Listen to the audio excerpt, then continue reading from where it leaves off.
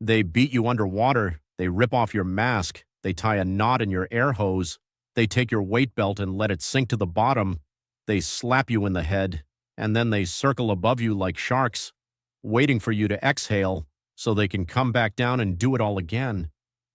Welcome to Bud/S, the hardest military selection on Earth, and the skinny 150-pound kid from Texas was not going to quit.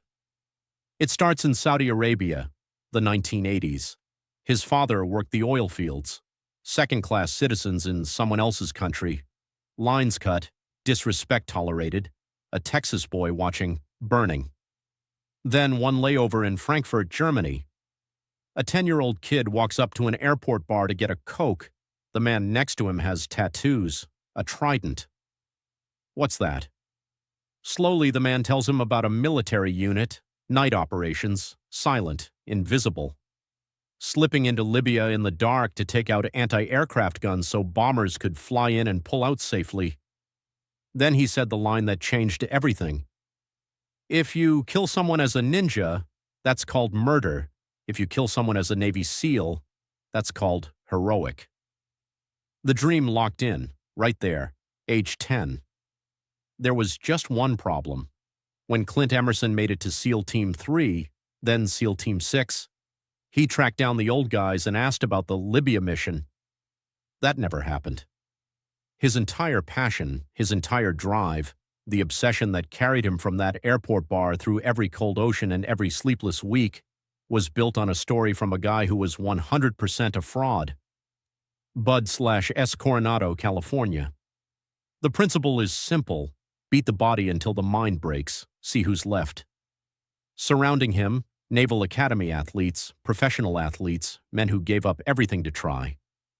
Clint, 150 pounds, a skinny punk from Texas.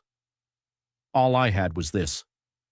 Up here, in the water, when they come down on you, when they take your air and slap your head and tear off your mask, you surrender. You go limp. Let them do whatever they want to you. Remember the process. This step first, that step second. Pretend to be calm, even when inside you're screaming, I want air, I want air. Bud/S will find your vulnerability, force you to face it.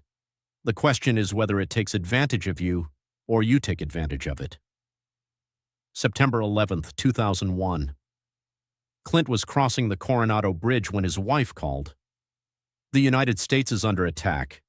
He drove straight to SEAL Team 3, walked around the corner of the quarterdeck, looked over a buddy's shoulder at a small TV. The second plane hit the second tower. Live. We thought, is this air traffic control? Clear sky, not a cloud, and planes were running into buildings. It was unthinkable that it was being done on purpose. Within hours, they knew. Within 6 weeks. SEAL Team 3 was in Afghanistan, first in, then first into Iraq. An admiral said it best. What used to be the op of the decade became the op of the night. First push into Iraq, no bases, sleeping under Humvees. One night they finally decide to rest. Everyone loosens gear, helmets off, eyes close, explosion to the left, then volleys of gunfire. Marines on the perimeter had blown up captured ordnance without telling anyone. Other Marines opened fire on the explosion. 3 Iraqi Fedayeen inside the circle got up and moved. One SEAL team, still half-dressed, surrounded by 18-year-olds on .50 cals, and 3 enemy fighters closing in. Communication is everything. If everyone doesn't know what's happening at all times, you get that, and it nearly cost us everything. Before the wars, there were the ships, sneaking onto moving vessels in the dead of night, climbing up the hull in the dark, balaclava, body armor, MP5, coming through the bridge door while the crew is still sleeping. The look on their face when you come through that door, how the hell did you get here? Modern-day piracy.